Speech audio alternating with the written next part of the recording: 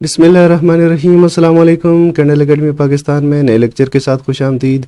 बच्चों, आज हम शुरू करने वाले हैं लेक्चर नंबर 2 इलेक्ट्रोमैग्नेटिक इंडक्शन का। चैप्टर नंबर 14 है, सेकंड ईयर की फिजिक्स, फेडरल एंड केपीके का बोर्ड है। तो आज के लेक्चर में हम पढ़ेंगे Faraday's law of electromagnetic induction. तो कॉपी पेन संभाल लें, जहाँ पे ज़रूरी समझें, वीडियो को पॉज करें और नोट करें और फिर आगे जाने दें। एक इम्पॉर्टेंट बात, एक तो जो आप यहाँ से सीखें वो आगे सिखाएं, उन बच्चों को सिखाएं, अपने उन साथियों को जिनके पास स्मार्टफोन्स नहीं हैं, ताकि ये चेन चले, आपका नॉलेज भी मजबूत हो और दूसरे भी सीख सकें। दूसरी इम्पॉर्टेंट बात कि हमारी वीडियोस को प्लीज़ डाउनलोड मत किया करें, यूट्यूब पे देखा करें, क्योंकि आप जब डाउनलोड कर लेते हो तो हमें उसका कोई भी फ़ायदा नहीं होता। तो हमारी मोटिवेशन के लिए यूट्यूब पे ही देखा करें, उसको डाउनलोड ना किया करें। आपका इतना कोई मसला, इतना नुकसान होने वाला नहीं है। बच्चों, ये इंग्लिश साइंटिस्ट थे, माइकल फेराडे नाम था इनका।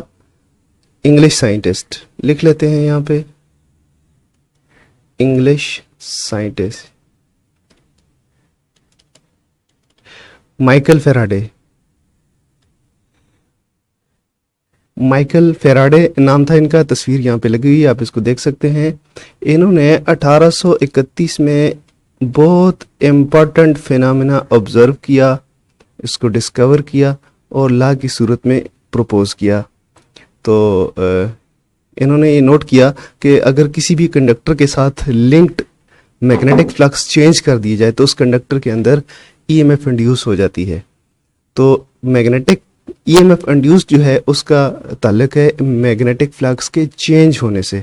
तो ये इनका बहुत बड़ा कारनामा था। यकीनन बाद में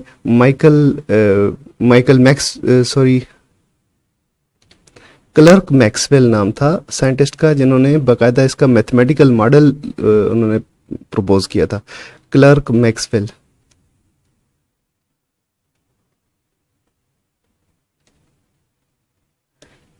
हमारी एक वीडियो मौजूद है मैक्सवेल इक्वेशंस के नाम से, वो आप देख सकते हैं। तो Faraday's law of electromagnetic induction उन 4 इक्वेशंस में शामिल है जो कि मैक्सवेल इक्वेशंस कहलाती हैं। मैक्सवेल इक्वेशंस अपने दौर की स्टेट ऑफ आर्ट इक्वेशंस हैं इलेक्ट्रोमैग्नेटिज्म की, जिनमें से Faraday's law of electromagnetic induction उनमें से एक है। तो फैराडेज लॉ की स्टेटमेंट है, magnitude of the induced EMF is directly proportional to the rate of change of magnetic flux linking the coil. यानी कॉइल के साथ कौन सा फ्लक्स लिंकिंग होता है, ये समझें कि एक कॉइल है और इस कॉइल के अंदर से मैग्नेटिक फील्ड लाइंस पास कर रही हैं। देखें, किसी भी सरफेस से जो मैग्नेटिक फील्ड लाइंस पास कर रही होती हैं, उन मैग्नेटिक फील्ड लाइंस को हम कहते हैं फ्लक्स, मैग्नेटिक फ्लक्स। फाई से हम इसको डिनोट करते हैं और साथ छोटा सा एम लिख देते हैं ताकि कंफर्म हो जाए कि ये मैग्नेटिक फ्लक्स है, क्योंकि इलेक्ट्रिक फ्लक्स भी एक क्वांटिटी है। तो उसको भी फाई से ही डिनोट करते हैं, बस साथ छोटा सा ई लिखते हैं। तो ये नंबर ऑफ फील्ड लाइंस है, 1 2 3 4 5। तो 5 इलेक्ट्रिक फील्ड लाइंस हैं। तो ये समझें कि इसका जो इलेक्ट्रिक मैग्नेटिक फ्लक्स होगा वो 5 है, सपोज करें। तो अगर तो ये कांस्टेंट हो ओवर द टाइम, ठीक है, टाइम इंटरवल में ये कांस्टेंट रहे, तो इस ये जो लूप है इसमें से कोई भी करंट फ्लो होने वाला नहीं है, ना इस लूप के अक्रॉस कोई वोल्टेज इंड्यूस होने वाले हैं। लेकिन जैसे ही ये मैग्नेटिक फील्ड लाइन चेंज होती हैं, यानी इसको हम ज़्यादा कर देते हैं, बढ़ जाती हैं, मैग्नेटिक फील्ड लाइंस बढ़ जाती हैं, तो फ्लक्स अभी चेंज हो गया। ये पहले 5 था, अभी 10 हो गया। तो 5 से 10 होने में इनको कितना टाइम लगा, इस पे डिपेंड करता है कि ये कितना इसके अंदर ईएमएफ इंड्यूस होगी और उसके नतीजे में करंट फ्लो होगा। यानी जितनी ये स्पीड के साथ अपनी मैग्नीट्यूड चेंज करेगा, यानी विद रिस्पेक्ट टू टाइम, जितनी इसके अंदर वेरिएशन आएगी इस मैग्नेटिक फ्लक्स की, जो कि लिंकिंग मैग्नेटिक फ्लक्स है। लिंकिंग मैग्नेटिक फ्लक्स कौन सा है, जो इस एरिया के अंदर से फाड़ के जा रहा है अंदर। ऐसे ये समझे कि एक सरफेस एरिया है, ये फॉर एग्जांपल ये देखें कि आपको सरफेस एरिया ऐसे नजर आ रहा हो, तो मैग्नेटिक फील्ड लाइन जो इसके अंदर से ऐसे परपेंडिकुलर दाखिल होंगी, उनको हम कहते हैं linking magnetic flux with the conductor, जो इस लूप के अंदर से गुजरा है। इसकी जितनी क्वांटिटी चेंज होगी तो इसके हिसाब से ही मैग्नेटिक जो ईएमएफ है वो इंड्यूस होगी कंडक्टर के अंदर, और उसके नतीजे में करंट फ्लो होगा जिसको हम इंड्यूस्ड करंट कहते हैं। तो क्वांटिटेटिव इसका था कि कितना कितना आपका मैग्नेटिक फ्लक्स चेंज होता है तो आपकी ईएमएफ इंड्यूस होती है। तो क्वांटिटेटिव रिलेशनशिप है between change of magnetic flux and induced EMF. अगर आपके पास एक कॉइल हो, मैथमेटिकल फॉर्म इसके हम डिस्कस करने जा रहे हैं, तो ये फ़र्ज़ करें कि आपके पास एक कॉइल हो और इस कॉइल के नंबर ऑफ टर्न्स जो हैं वो कितने होंगे जी? कॉइल बस ऐसी ही बनी है, नंबर ऑफ टर्न्स हैं आपके n, और इसके अंदर से जो मैग्नेटिक फ्लक्स पास हो रहा है इसके साथ जो लिंकिंग मैग्नेटिक फ्लक्स है वो है phi m। तो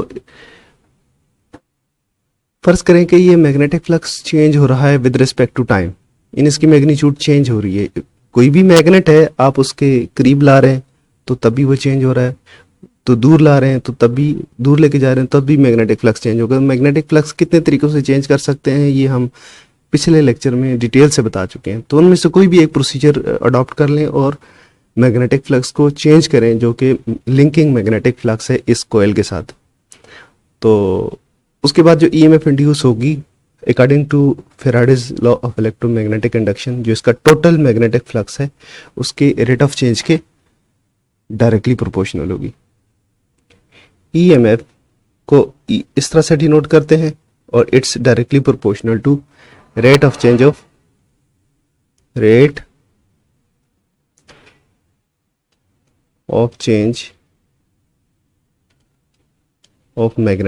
total magnetic flux.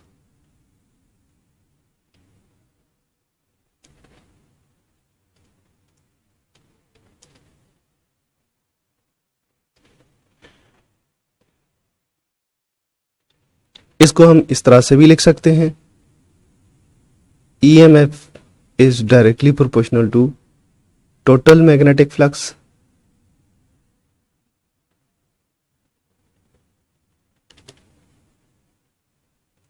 divided by total time।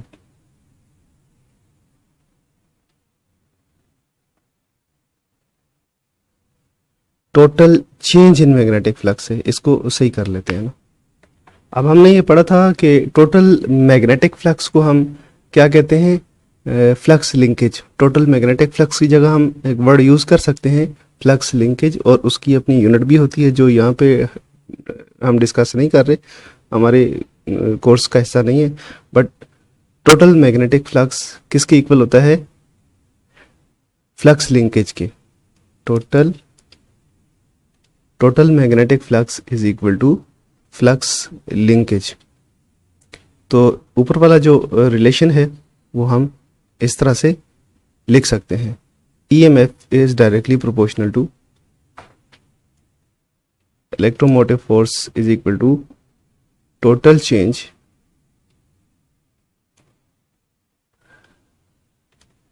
in flux linkage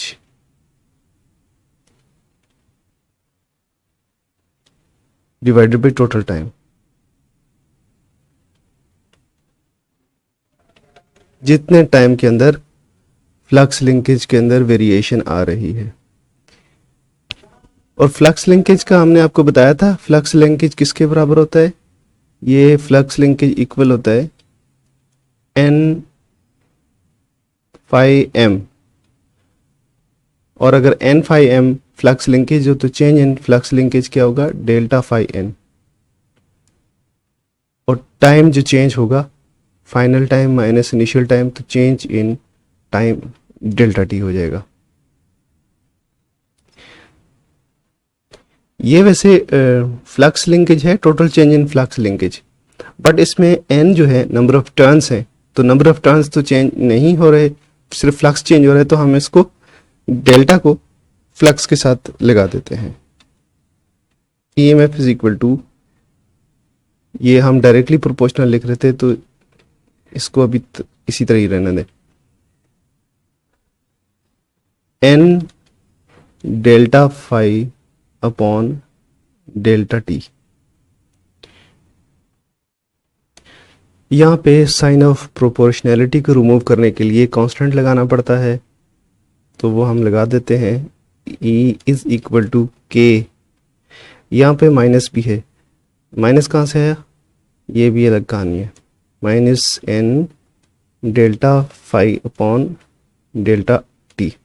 minus का साइन बेसिकली लेंस लॉ से आया है, तो ये अपोजिंग होती है। जो ईएमएफ प्रोड्यूस होती है बेसिकली अपोजिट डायरेक्शन में होती है, जिस डायरेक्शन में आपका काज होता है, जो कि मैग्नेटिक फ्लक्स को चेंज कर रहा होता है, उसको ये अपोज कर रही होती है। तो इसकी डिटेल हम लेंस लॉ में पढ़ेंगे, और ये नेगेटिव का साइन लेंस लॉ से ही आता है। तो लेंस लॉ हमारा नेक्स्ट टॉपिक है, इसलिए इसको यहाँ पे डिस्कस नहीं करते। बस यहाँ पे नेगेटिव साइन है तो इसका मतलब ये अपोजिट डायरेक्शन में है, इतना समझ लें आप। तो यहाँ पे के की वैल्यू 1 है, के इज इक्वल टू 1, तो लिहाजा के लिखने की भी ज़रूरत नहीं है। तो ईएमएफ होगी minus N delta phi upon delta T. तो बच्चों इस इक्वेशन को हम कहते हैं Faraday's law of electromagnetic induction.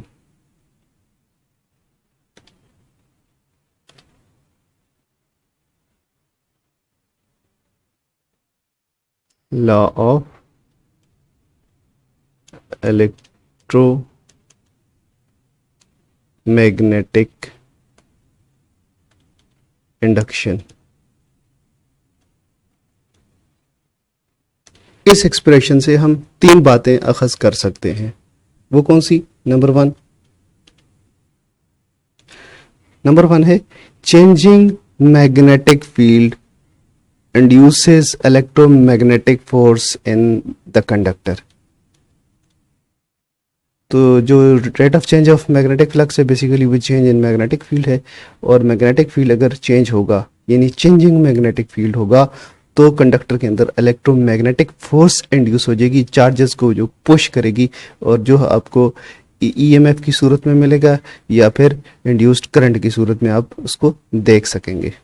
दूसरी बात ये कि ये जो फोर्स है, जो जिसे हम इलेक्ट्रोमैग्नेटिक फोर्स कहते हैं, जो चेंज ऑफ मैग्नेटिक फ्लक्स की वजह से पैदा होती है और जो चार्जेस को पुश करती है, जिसकी वजह से हमें ईएमएफ ऑब्जर्व होती है या इंड्यूस्ड करंट हमें ऑब्जर्व होता है, तो इसकी मैग्नीट्यूड डायरेक्टली प्रोपोर्शनल है rate of change of magnetic field के। हम जितना rate of change of magnetic field ज़्यादा होगा इतनी ही इलेक्ट्रोमैग्नेटिक फोर्स ज़्यादा होगी, लिहाजा इतनी ही ईएमएफ ज़्यादा होगी और इतना ही इंड्यूस्ड करंट भी ज़्यादा होगा। तीसरी बात जो है वो इंड्यूस्ड ईएमएफ की डायरेक्शन है। Induced EMF always opposes change in magnetic flux. तो इंड्यूस्ड ईएमएफ की डायरेक्शन इस तरह से होती है कि वो मैग्नेटिक फ्लक्स के चेंज को अपोज कर रही होती है। डिटेल इसकी नेक्स्ट लेक्चर में, लेकिन यहाँ पे इतना ही समझ ले। तो फिर यहाँ पे ये हमारे पास Faraday's law of electromagnetic induction इस तरह से है, delta phi M upon delta T. तो बच्चों ये है expression for Faraday's law of electromagnetic induction, जो कि हमें मैग्नीट्यूड देता है ईएमएफ की, अगर हमें चेंज इन मैग्नेटिक फ्लक्स का पता हो, नंबर ऑफ टर्न्स का पता हो, तो हमें वोल्टेज के अंदर मिल जाएगा कि ईएमएफ कितनी इंड्यूस हो रही है। और नेगेटिव साइन हमें डायरेक्शन देगा, किसकी? ईएमएफ की, डायरेक्शन ऑफ ईएमएफ। इसके साथ ही हमारा आज का लेक्चर खत्म हुआ। Faraday's law of magnetic induction इतना ही था। हमें इजाज़त दें। अल्लाह हाफिज़।